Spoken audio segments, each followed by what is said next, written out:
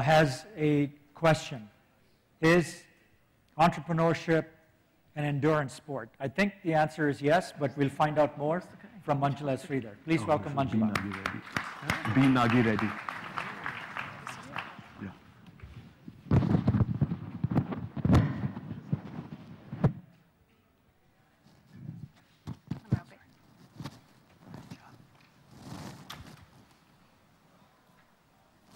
Good morning, everyone. Going after two powerful speakers is always a scary experience, but I'm just going to tell you my story. I learned walking at the age of 2, running by 3, cycling by about 5, probably. But I learned swimming only last year, at the age of, well, Google it. So it all started last year when I let myself get brainwashed by this friend of mine, Arvind, who happens to be a neurosurgeon. I was cycling with him on a Sunday last year, and he said, I have registered for Singapore Ironman. I was like, wow, great. Then he goes, you should do it too. I said, no chance. I don't even know basic swimming. He shrugs it off, and then he keeps telling me stories about that and says, you know, this started as a competition between cyclists and swimmers to figure out who is best. I was very tempted at that point, but I knew it would be crazy to even attempt this. You know, even a simple marathon takes about good 6 months of training. And I had about 7-8 months left to the event. Then he tells me, tomorrow is the last day for the registration. So I go home and blindly register for it. In the hindsight, I don't know what drove me to it. I had just come out of my startup, and I was wondering what next in my life. I think this was sort of a process of reinvention for me. So anyway, I registered for it, and also, very importantly, updated the Facebook and got some 50 likes. Yeah, great, go ahead and do it. So now there is no turning back. I did more research about what this is. For the uninitiated, this event is an endurance event with 1.9 kilometer of swimming in the ocean, 90 kilometer of cycling, and 21 kilometer of running, all in a span of 8.5 hours. That includes transition time, you know, when you're changing gears and all those things, and includes bio breaks, food, and everything. The second important fact I figured out was I need to buy a lot of gears. It's an expensive affair.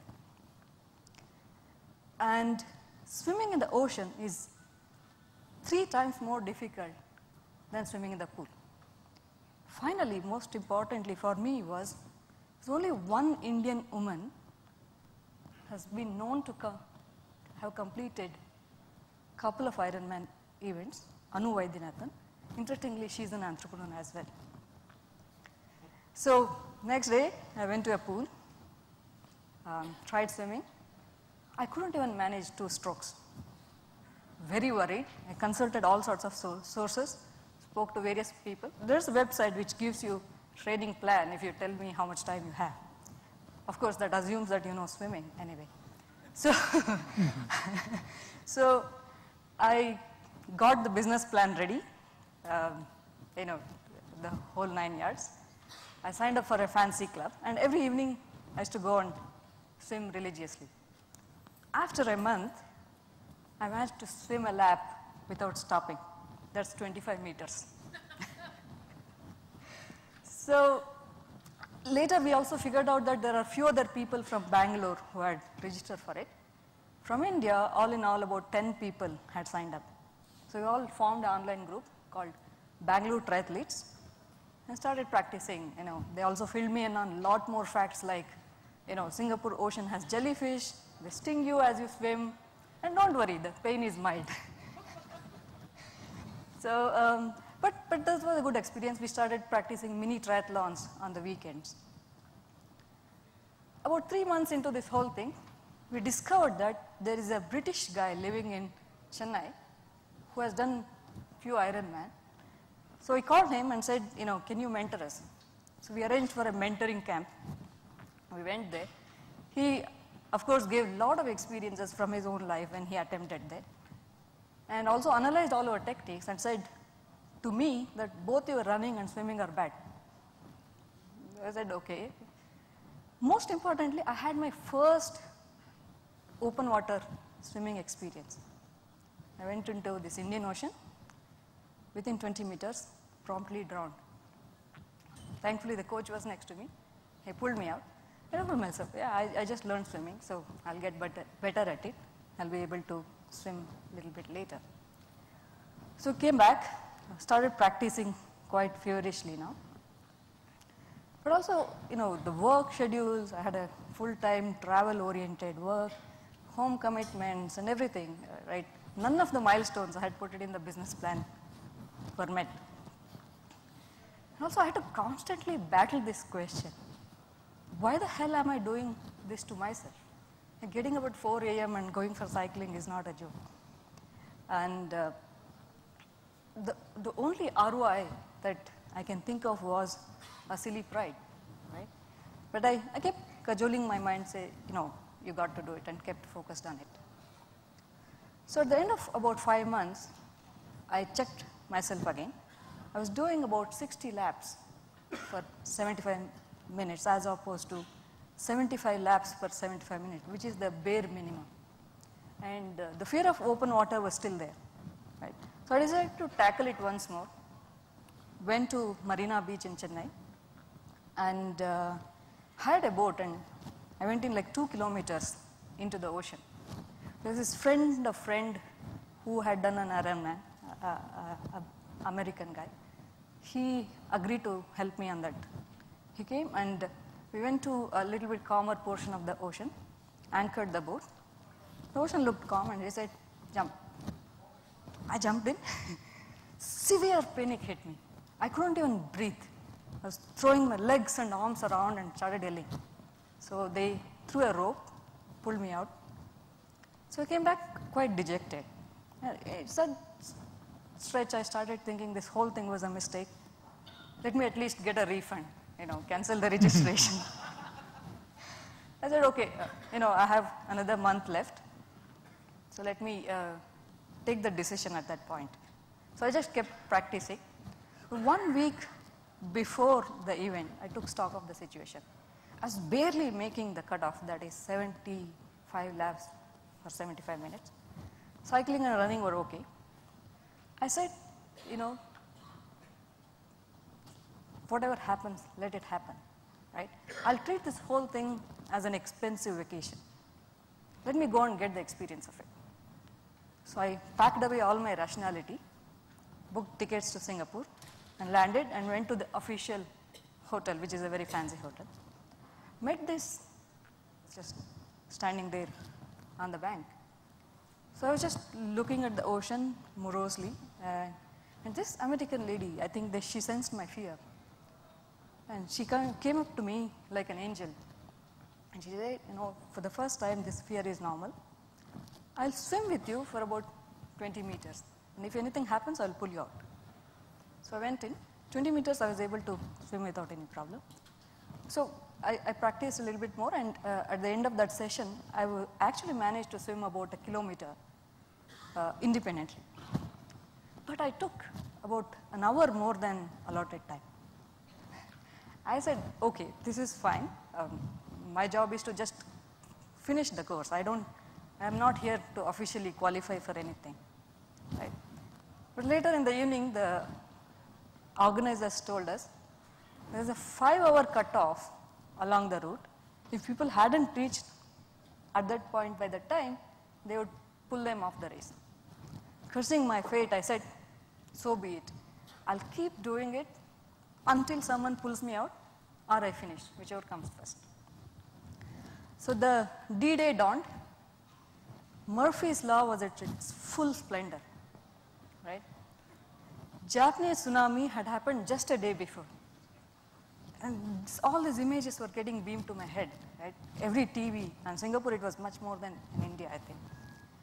And really, the really funny matter was, the moon was supposed to have come to closest to Earth in the last 20 years. It's like, think of the timing, right?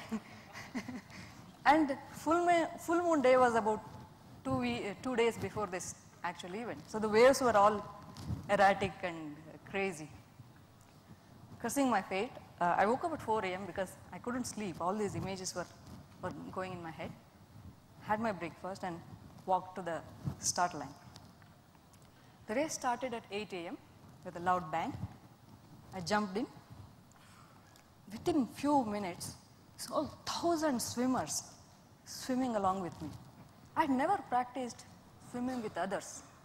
And I didn't realize the effect of those waves generated by all this swimming had on the swimming itself. I was in a huge panic.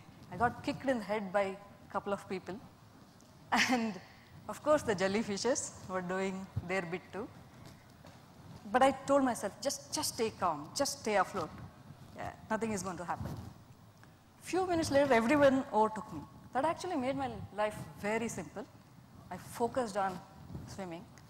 And after what seemed like an eternity, I could see the shore. Like, okay, there's 100 meters more. The next disaster happened. For the first time in my life, both my legs cramped up severely.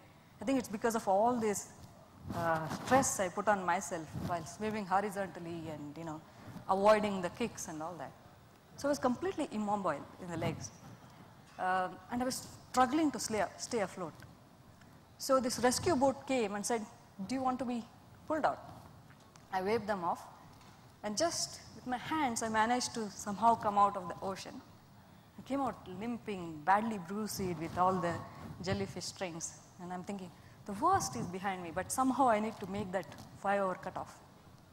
I limped to the cycle, somehow managed to get on. But I'm good at cycling, so I just, somehow managed to ignore the cramp. Few hours later, it went away, and actually salvaged some time out of this cycling event. When I finished the cycling, I had about 2 hours, 10 minutes or something left. And that is like, and I had a 21 kilometer to be done. And I have never done a 21 kilometer in that time before, even at a better condition when only I did running, right? Now I was completely exhausted, and then I had to finish this. So I told myself, right, 7-8 months I have struggled. It's the next 2.5 hours. If I just focus on that, I should be able to make it. So I just actually physically kept my head down and forgot about the whole world and kept running as fast as I could. Finally, I reached the finish line. Very hesitantly looked up at the timing. At the same time, announcer goes, Manjula Sridhar from India. I had made it. I had made it with 10 minutes to spare. Thank you.